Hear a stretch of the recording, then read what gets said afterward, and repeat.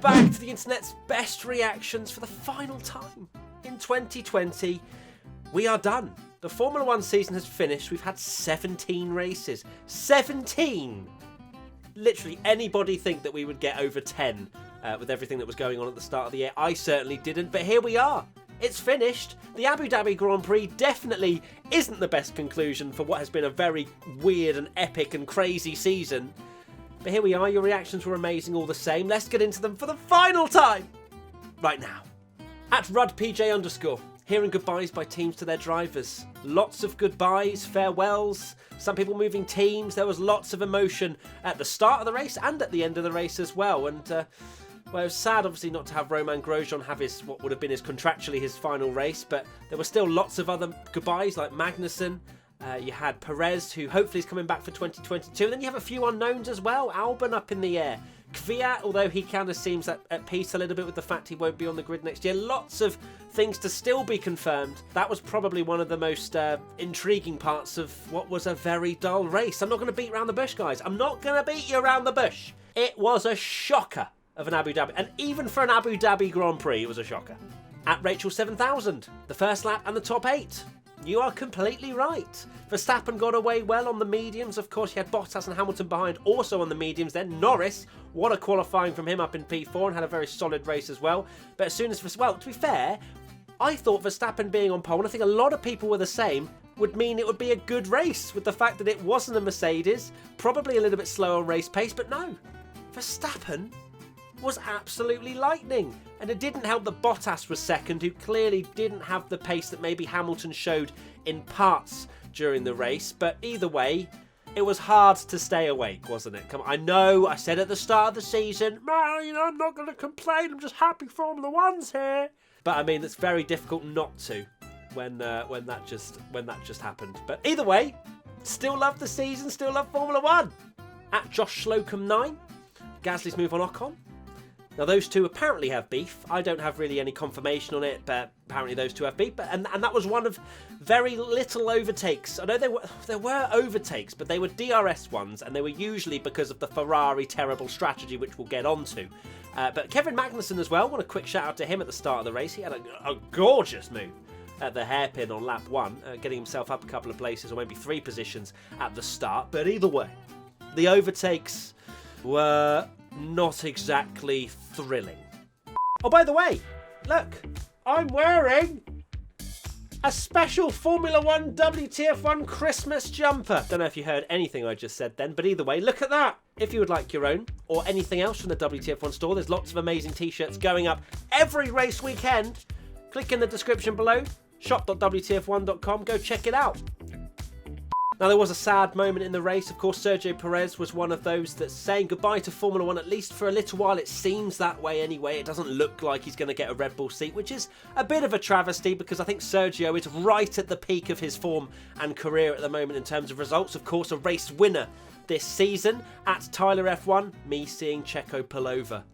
That was probably one of the only exciting well, obviously the storyline of who's going to get third in the championship was intriguing, but it never really unfolded. But with Sergio coming through the field, that could have made for some interesting watching because he could have easily gotten the points, I reckon, with the pace of that racing point. Stroll was obviously right on the edges of the points, and Perez has been quite a bit better than Stroll in recent weeks. So it's a shame to see Sergio bow out in such a rubbish way.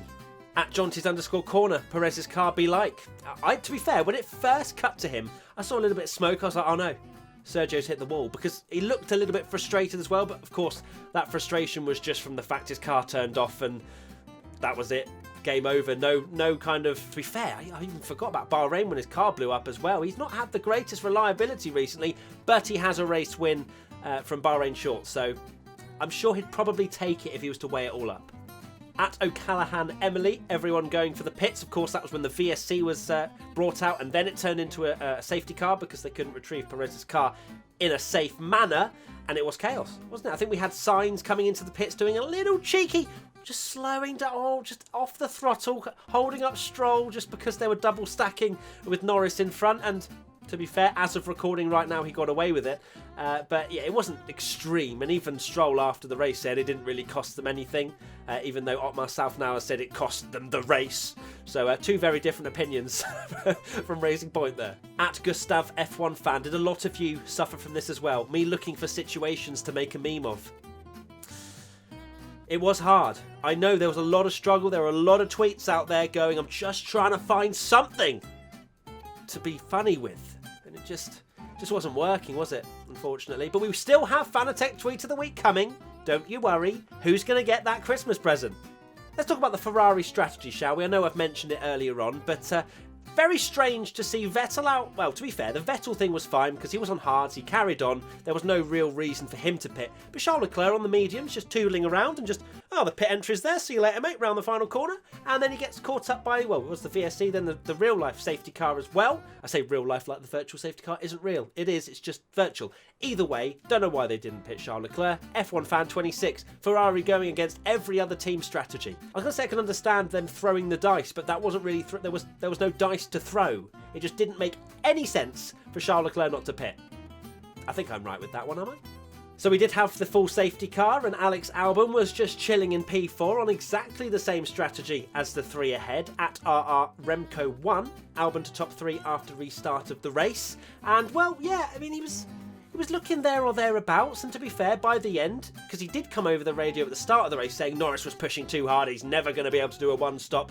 And then it turned out at the end Albon had just saved too much tyre, and he was catching Hamilton at the end. So it wasn't a bad performance from Alex, and certainly one that I think gives him hope if he does get signed again for Red Bull next year. But I think it is very much 2021. If he does get the Red Bull seat, he has to pick up his game.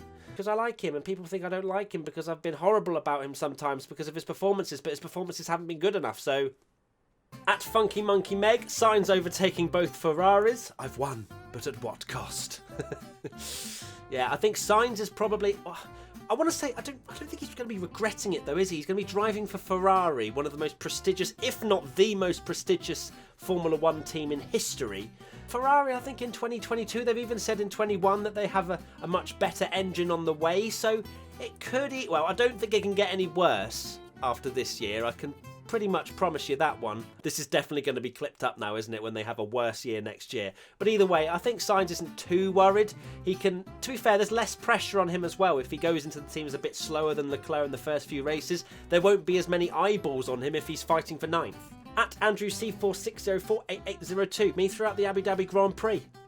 It was, yeah, I didn't include too many I'm bored memes because I didn't want to end the season like this, guys and girls. I didn't want to be like, oh, so bored. I mean, I have said it's been boring quite a lot, but I didn't want to do it too much because, yeah, it was, we know it was a dull race. Why didn't they just mix it up with the track layout? They had no grandstands to fill. Let's just try something different for the Yas Marina Circuit. Just spice things up somehow. Get rid of a few 90-degree corners, some chicanes that just slow down and break up the racing. Either way, it was really dull. And, well, even my girlfriend, who's in the room right now as I'm filming this, fell asleep, and she's a Formula 1 fan. Calls herself a Formula 1 fan. Who has won Tweet of the Week? Okay, it's time for Tweet of the Week now. And this person has already featured in Internet's Best Reactions earlier on in this episode, and I didn't even realise. It's one of those things where I'm just busy just liking tweets, going through it, love it, that this person has in fact won Tweet of the Week and had an extra submission. I'm sorry. Please don't hurt me, okay? It's just me. I'm just there on my phone trying to find the best tweets, okay? Anyway, here we go. Charles Leclerc and Sebastian Vettel dragging that Ferrari through the race. There is a typo. It's fine. We move on. I thought it was a pretty apt thing, especially with Charles Leclerc, mainly this season, actually, with what he's been doing, especially in qualifying. I mean, Q2, where he stuck that on the mediums, I think in P4, was unbelievable. Didn't have the greatest of races, though, did Charles. He fell a little bit back during the race, and then obviously had the terrible strategy as well. But overall, I think that pretty much sums up Ferrari's season, doesn't it? At Michael Grimwoo 5, Hamilton telling Bono his tyres won't last. Still did a one-stop, didn't he? Still did a one-stop. We certainly did not miss those team radios where Hamilton's tyres are gone. Although, to be fair, the one race where Russell went into his car, he was like, nah, tyres are fine. So clearly George didn't get the memo. But Lewis back to his old ways with complaining about the tyres and just generally didn't look completely on it. I think he said after the race as well that his body didn't feel completely recovered, so maybe it was a slightly rushed comeback for Lewis, but either way, P3, not far off Valtteri. I'm sure he'll be happy. You know, he's won the title, they've won the Constructors, finishing just behind Valtteri round a track that he really couldn't overtake even if he tried to get close. I don't think he's going to remember the 2020 Abu Dhabi Grand Prix very much. At Darius D, petition for Interlagos to be the last race of the season again. I agree.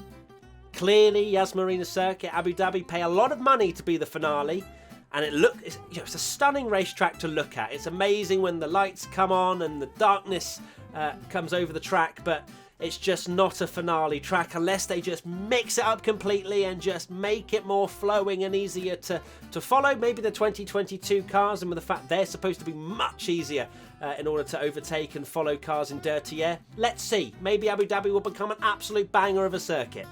Or maybe not. Another one, Jake Tad 123, please F1 make Interlagos the finale again. There are lots of people saying it.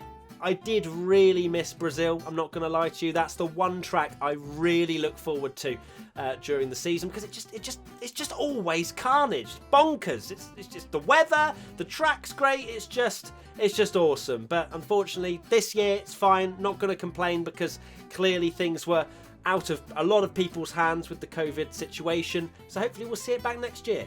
At F1 Aiden, Matty 30 seconds into IBR this week. Look, okay, I think I've made it work. I think I have. We've still got the Social Media Team Championship coming up. Who is going to win? It's double points this week. Mercedes could easily clinch it.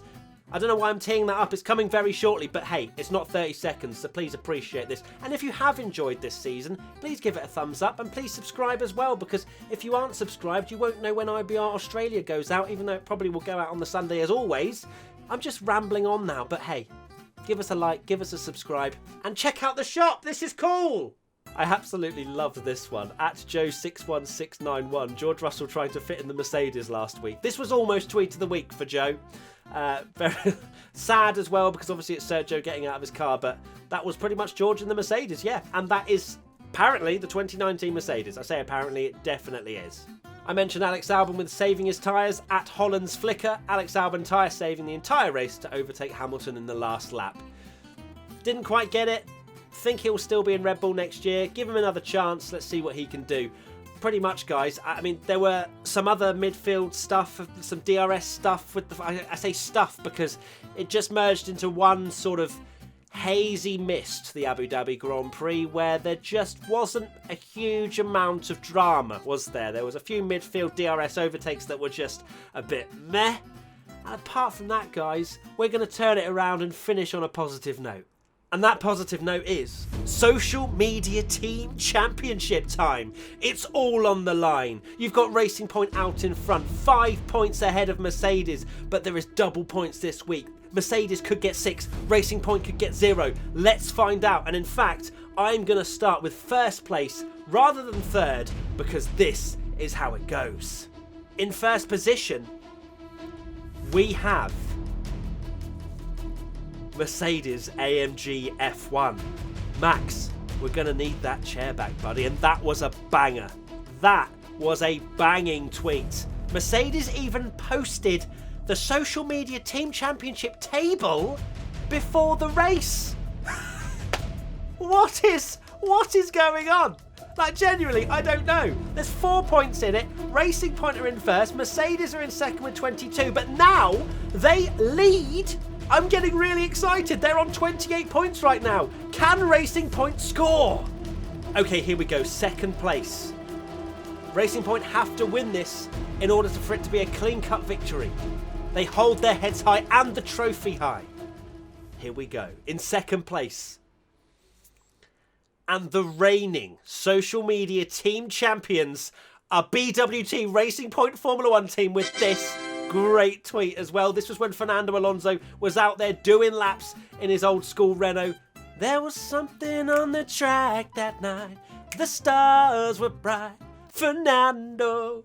Great tweet. You win not only the Social Media Team Championship, but also 4 points, second place. I don't know what I'm saying anymore. It's been a great, hard-fought season, but Racing Point just pit Mercedes to the post. And in third position, let's not forget there is another point, 2 points actually, to be handed out. And that goes to Williams F1 Racing.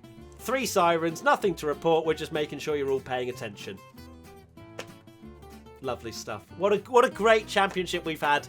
And it's been amazing to see the teams get involved with it as well. Mercedes wanted to have the clean sweep, but unfortunately just fell a tiny bit short. I think without that Racing Point tweet, Mercedes could have had it. But hey, shoulda, woulda, coulda.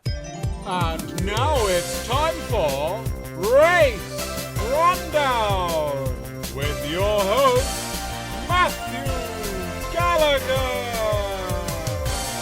Okay, race rundown time now. The final time for me to torture myself in 2020 is reading out this race order, and there are 19 finishers. This is probably not going to be the first time I get it done in first go, but here we go. The finishers were, for the Abu Dhabi Grand Prix, Verstappen, Bottas, Hamilton, Albon. Nope, of course not. Verstappen, Bottas, Albon. No, Albon didn't finish third, Matt. Albon did not finish third. Verstappen, Bottas, Hamilton, Albon, Norris, Sainz, Ricciardo, Gasly, Ocon, Stroll, Kvyat, Raikkonen.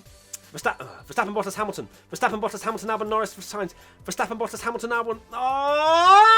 Verstappen, Bottas, Hamilton, Albon, Norris, Sainz, Ricciardo, Gasly, Ocon, Stroll, Kvyat, Raikkonen, Leclerc, Vettel, Russell, Giovinazzi, Latifi, Magnussen, Fittipaldi. Yes! Not that bad. Maybe 7 goes, maybe 6. Who cares? And the non-finishers were Prez.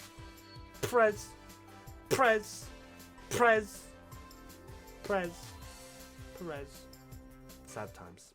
Right, that's it. The 2020 Internet's Best Reactions is done. It's finished. I can't believe we're at the end of the season. I can't believe we had a season. What I gotta say to you guys is thank you so much from the bottom of my heart for getting involved with this series, because without you, this wouldn't exist. It can't just be Matt's reactions to the race. It's not. So genuinely, it warms my heart, the amount of people that get involved using the hashtag WTF1. And I really hope in 2021 I can see so many of you guys at races, at events, and chat to you guys, because I genuinely do miss it. And I love providing content for you guys through this series, through the other stuff on the WTF1 YouTube channel. Don't worry, we're still going to be uploading throughout the new year and into 2021 before the races begin. But for the Internet's Best Reactions, we'll see you again for the Australian Grand Prix in March. Bye-bye.